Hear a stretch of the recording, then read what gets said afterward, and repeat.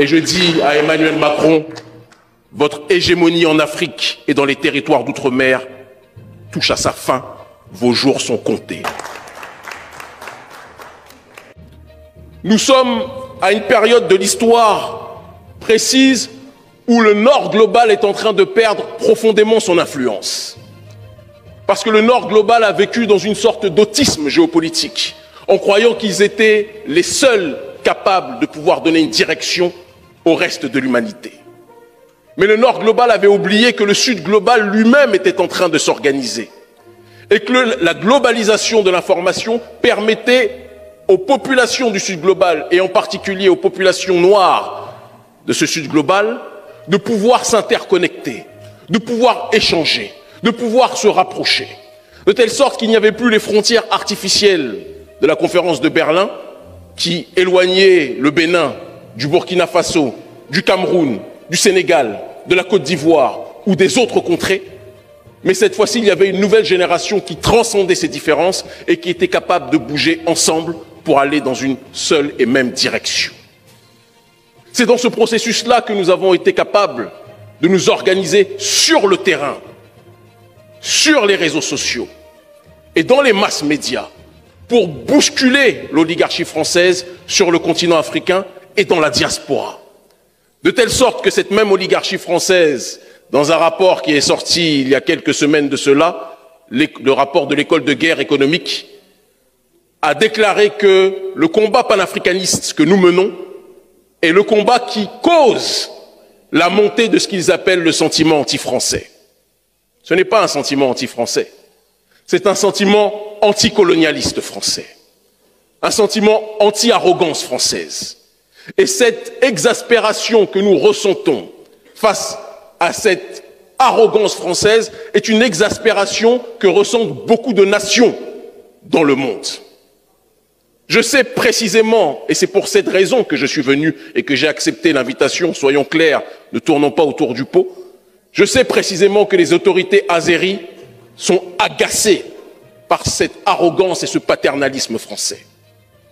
Nous sommes faits pour nous comprendre. Nous sommes faits pour nous entendre.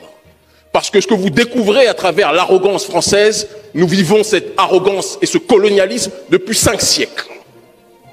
Et donc, entre personnes qui sont persécutées, entre personnes qui sont méprisées, entre personnes qui sont combattues par ces pilleurs, par ces faiseurs de troubles, par ces semeurs de troubles, qui détruisent l'humanité mais qui font semblant de se présenter comme sauveuses, comme sauveurs de celle-ci, nous sommes faits, nous autres, pour nous entendre. Mais nous devons être clairs aussi dans l'établissement de cette collaboration. Nous ne venons pas ici à Bakou pour chercher des nouveaux maîtres, que l'on soit clair. Nous ne venons pas ici à Bakou pour chercher des gens qui nous diront ce que nous devons faire, que ce soit clair. De la même façon que lorsque nous allons en Turquie, j'y étais il y a quelques jours, de la même façon que lorsque nous allons en Russie, de la même façon que lorsque nous allons au Venezuela ou ailleurs, nous disons toujours cette seule et même réalité. Si vous cherchez en Afrique des partenaires réels pour bousculer l'oligarchie occidentale, vous avez trouvé en nous des partenaires qui relèvent de l'idéal.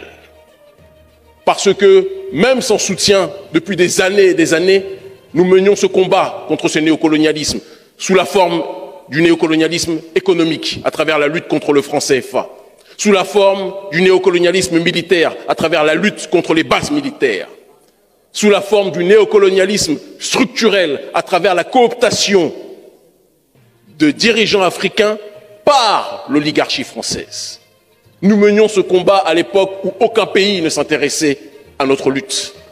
Et nous menons ce combat plus que jamais aujourd'hui, à une heure où bon nombre de pays ont compris l'importance d'accompagner la résistance africaine de fond comme de forme. Je rajoute un élément qui me paraît, à mon sens, des plus déterminants pour que nous sachions exactement où nous allons. La dynamique politique et souverainiste qui est en train d'agiter une partie de l'Afrique francophone et qui est en train d'agiter une partie des territoires d'outre-mer est une dynamique qui doit être soutenue, mais qui ne doit pas être, et j'insiste sur ce point, parce que certains pays ont fait l'erreur de penser qu'ils pouvaient agir de cette façon, qui ne doit pas être orienté, manipulé, instrumentalisé ou téléguidé. Nous devons avoir un partenariat sincère et sensé. Le groupe d'initiative de Bakou est dans une dynamique de vouloir lutter contre le néocolonialisme en fonction des raisons qui sont les siennes, et nous nous rejoignons sur ce point. Mais que Bakou et que l'Azerbaïdjan comprennent que le combat que nous le menons en priorité pour notre autodétermination. Dans le mot autodétermination, il y a la nécessité de comprendre que nous nous déterminons par nous-mêmes et que nous nous libérons par nous-mêmes. Mais comme le disait Mandela, lutter contre un adversaire oppresseur ne signifie pas refuser les alliances et les soutiens de pays et de partenaires sincères d'où qu'ils viennent. Et je pense, et c'est la raison pour laquelle nous avons fait un certain nombre de kilomètres pour venir ici, que Bakou est une place sincère pour mener ce combat contre l'impérialisme occidental, contre l'hégémonie occidentale et plus précisément contre le néocolonialisme français. Aidez-nous, soutenez-nous, et vous verrez que ceux qui donnent des leçons aux quatre coins de l'humanité vont être balayés avec une force que vous ne pouvez pas imaginer. L'Afrique est le centre de gravité de ce monde multipolaire qui est en train d'émerger.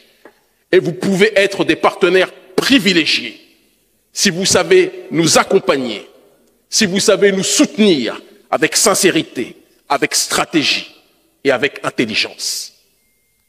Le monde de demain ne sera plus le monde de cette France arrogante d'Emmanuel Macron et de sa mère Brigitte.